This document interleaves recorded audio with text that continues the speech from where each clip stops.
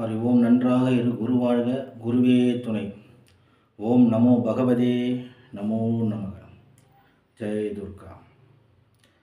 அனைவருக்கும் வணக்கம். நாம் இந்த பதிவில் இப்போ பார்க்க போகிறது காளி வசிய பூஜை எப்படி செய்வது என்பது பற்றி தான் பார்க்க போகிறோம்.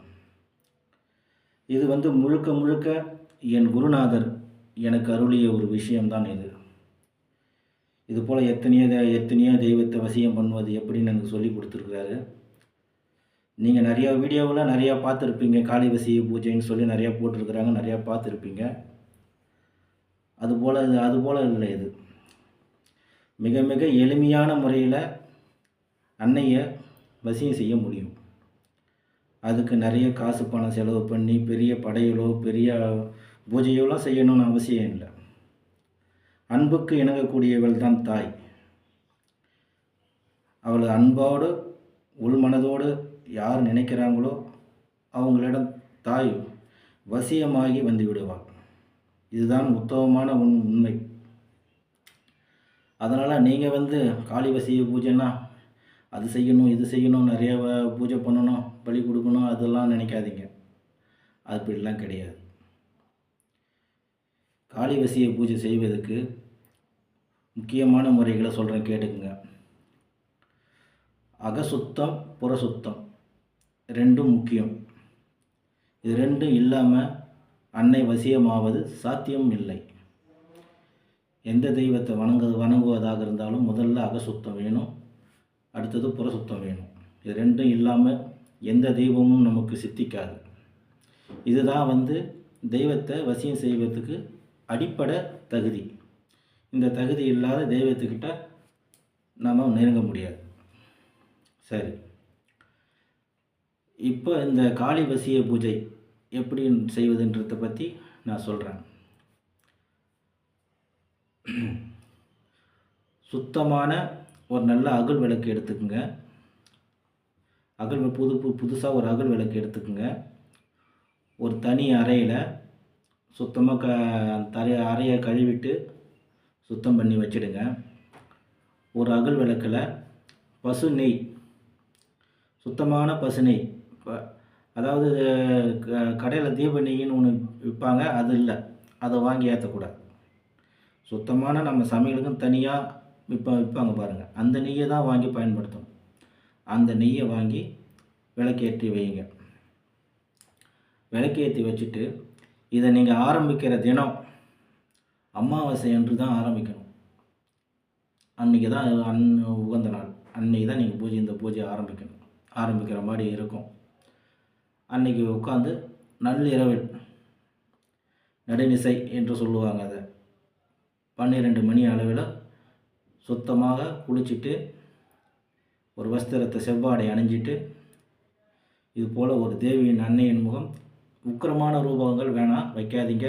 வீட்டில் சாந்த ஸ்வரூபமே போதும். சாந்த ஸ்வரூபத்தையே வச்சு வணங்குங்க. உக்கிர ரூப வழிபாடு தேவையில்லை. உக்கிர ரூப வழிபாடு என்பது அது நம்ம வாழ்வுக்கு உகந்ததல்ல. சாந்தமான முறையில் வச்சு வணங்குங்க. அது உங்களுக்கு எல்லாத்தையும் கொடுக்கும். பணம், இன்னும் எதிரிகளிலிருந்து உங்களை காப்பாற்றுறதுக்கு செய்வினை, பில்லி, சூனியம் எல்லாத்தையும் காப்பாற்றுவா அன்னை. இப்போ இந்த அன்னையின் முன்னாடி உட்காந்து ஒரு செவ்வாடை துணிக்கு கீழே தரையில் போட்டுக்கணும். போட்டு அன்னையின் முன்னாடி உட்காந்து கண்களை மூடி ஓம் ஹ்ரீம் ஸ்ரீம் க்ளீம் ஓம் காபாலிகாயை நமோ நமக, இதுதான் அன்னையினுடைய மூல மந்திரம். இந்த மந்திரத்தை அமாவாசையிலிருந்து 3 தினங்கள் நீங்கள் சொல்லி வர அன்னை கனவில் தோன்றுவார். சொப்பனத்தில் தான் வருவாங்க, காட்சி தருவாங்க. இது போல் செய்து வாங்க. காளி வசியம் எளிமையான முறை தான்.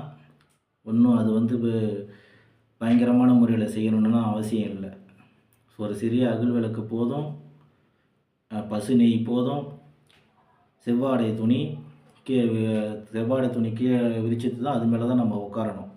நம்ம கட்டிக்கிறது செவ்வாடை தான் அணிஞ்சிருக்கணும். உட்காந்து கிழக்கு முகம் பார்த்து தான் அமர வேண்டும். முக்கியமான விஷயம் சொல்ல மறந்துட்டேன். கிழக்கு முகம் பார்த்து தான் அமர வேண்டும்.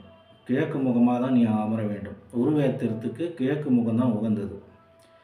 உட்காந்து நீங்கள் இந்த மந்திரத்தை சிகப்பு மணி அல்லது ருத்ராட்சம் கையில் வச்சுட்டு நீங்கள் ஜெபம் பண்ணலாம். 3 தினங்கள், அதிக நாள் இல்லை, 3 தினங்கள். இதில் ரொம்ப முக்கியம் என்னன்னா, 3 நாள் நான் செய்தேன், எனக்கு அம்மா கனவுல வரலை அப்படிலாம் சொல்வதுக்கு இல்லை.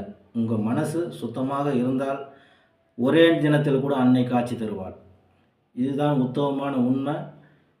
இது நிஜத்தில் நடந்திருக்குது. எனக்கு அது போல் அனுபவத்தில் உள்ள ஒரு விஷயம் முறை தான்.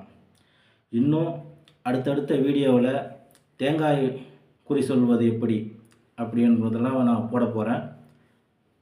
இந்த வீடியோவை நீங்கள் லைக் பண்ணுங்கள், சப்ஸ்கிரைப் பண்ணுங்கள், எனக்கு ஆதரவு தாங்க.